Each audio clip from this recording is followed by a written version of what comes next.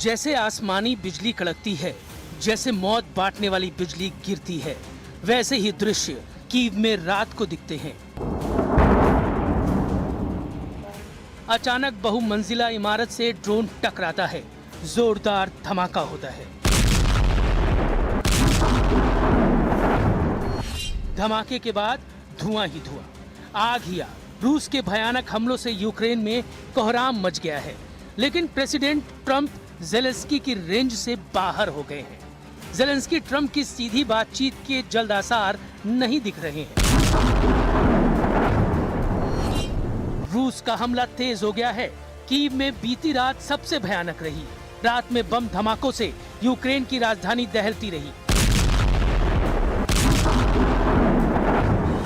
धमाके इतने जोरदार थे कि बारूदी विस्फोट के बाद आग से पूरा शहर रह रहकर जगमगा रहा था। पुतिन ने पूरा जोर लगा दिया है। पुतिन ने सारी फोर्स लगा दी है। पुतिन सारे हथियार आजमाने लगे हैं, क्योंकि युद्ध का फैसला जल्द होना है। युद्ध में समझौते की घड़ी आ गई है। रूस अपनी पकड़ को इतना मजबूत कर देना चाहता है जिससे उसकी सभी शर्तें मानने पर ट्रंप और ज़ेलेंस्की मजबूर हो जाएं। ताबड़तोड़ हमले से पुतिन ने उन दुश्मनों को भी चैलेंज दिया है जिन्हें ट्रंप के बनाए शांति समझौते की शर्तें पसंद नहीं आ रही हैं।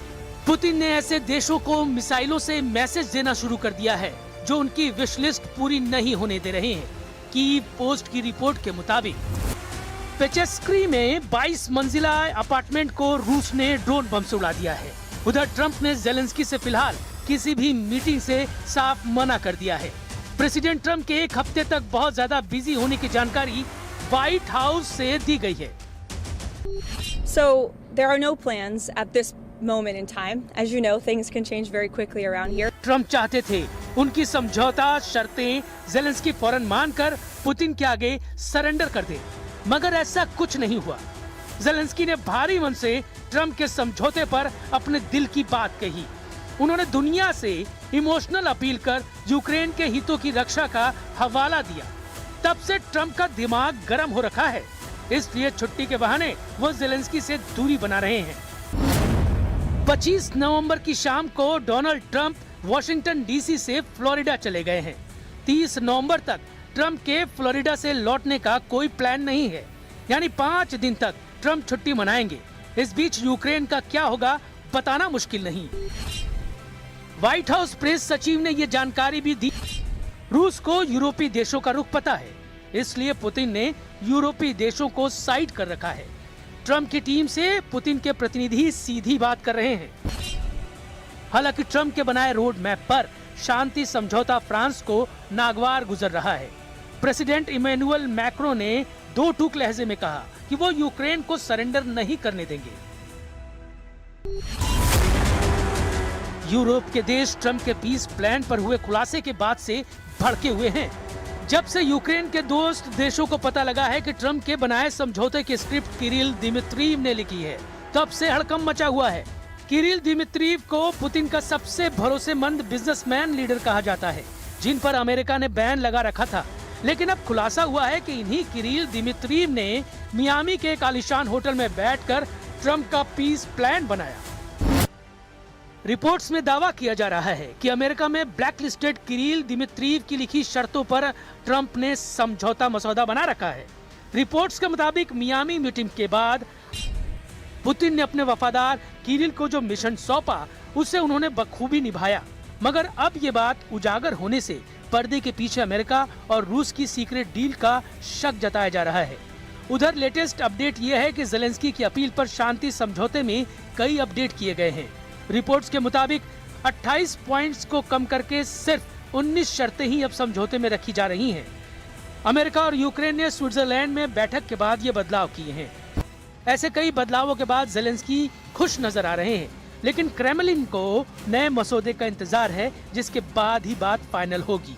रूस के विदेश मंत्री सर्गेई लावरोव ने एक बार फिर से दोहराया है कि यूरोपीय देशों की जगह पश्चिमी देशों का लीडर अमेरिका को माना जा रहा है। मतलब शांति समझौता पुतिन की मर्जी और ट्रंप की रजामंदी से ही होना है। मगर 5 दिन के सस्पेंस का क्या?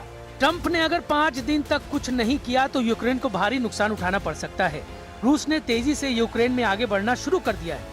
रूस के डिफेंस मिनिस्ट्री ने ये वीडियो रिलीज किया है। यूक्रेन के प्रोकोवस्क में भयानक हमले के बाद रूस के सैनिक शहर में घुस गए हैं। प्रोकोवस्क के 2 जिलों पर रूस ने कब्जा कर लिया है।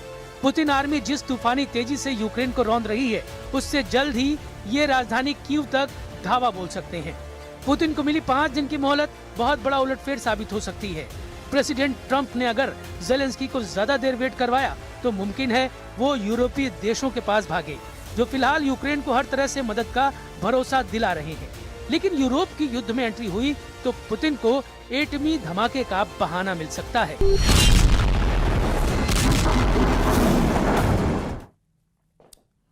और भारत से करीब 4,500 किलोमीटर दूर अफ्रीका महाद्वीप में एक इतना शक्तिशाली ज्वालामुखी फटा कि इसकी राख राजधानी दिल्ली तक पहुंच गई।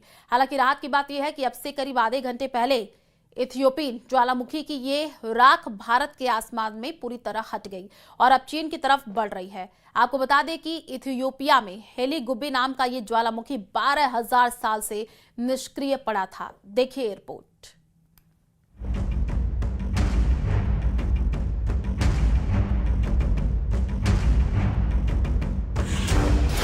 जब आसमान में दिखा राख का गुबार, राख वाले बादल कर देंगे हैरान। राख के बादल ने तय की 4300 किलोमीटर की दूरी। हेली गुब्बी का भारत पर असर।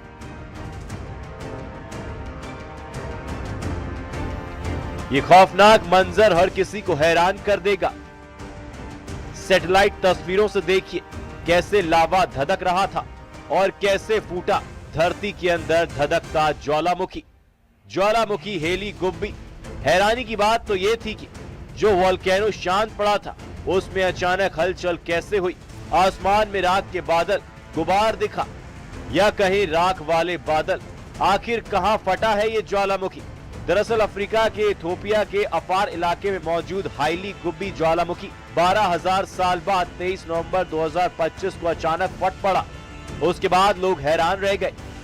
इन राख के बादल को देखकर लोग दौड़ लगाने लगे। वैज्ञानिकों के मुताबिक विस्फोट ने लगभग 14 किलोमीटर ऊंचाई तक राख का गुबार हवा में पहुंचा दिया। इस ज्वालामुखी का असर भारत में भी देखने को मिला। ये राख के बादल 25-45 हजार फीट ऊंचे हैं, जो दिल्ली, राजस्थान और उत्तर भारत तक पहुंच गए। असर ये हुआ कि कई अंतर्राष्ट्रीय उड़ानें रद्द या डाइवर्ट हुई हैं। दिल्ली में आनंद विहार, एम्स सफदरगंज के पास जहरीला स्मॉग छाया है और AQI 400 के पार पहुंच गया है। DGCA ने एयरलाइंस को राख वाले क्षेत्रों से बचने की सलाह दी है। DGCA ने कहा था कि एयरलाइंस राख वाले इलाकों के ऊपर उड़ान ना भरे, उड़ान का रूट और प्लानिंग बदले। अगर किसी विमान को राख मिले तो तुरंत रिपोर्ट करे।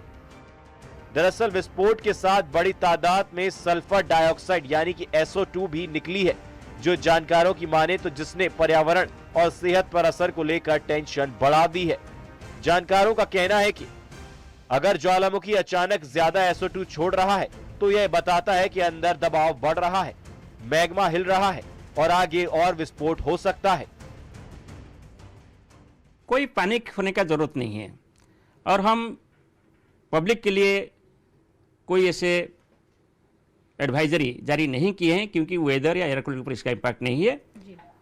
मगर जो अपर एटमॉस्फेयर में जो एयरक्राफ्ट ऑपरेशन हो रहा है, इनके लिए हम एडवाइजरी जारी किए हैं। सभी एयरक्राफ्ट ऑपरेटर्स एयरपोर्ट के जरिए हम एडवाइजरी इशू कर रहे हैं। वैज्ञानिकों के मुताबिक होलोसीन काल में इसकी कोई गतिविधि दर्ज नहीं हुई थी, इसलिए यह विस्फोट हैरान करने वाला है।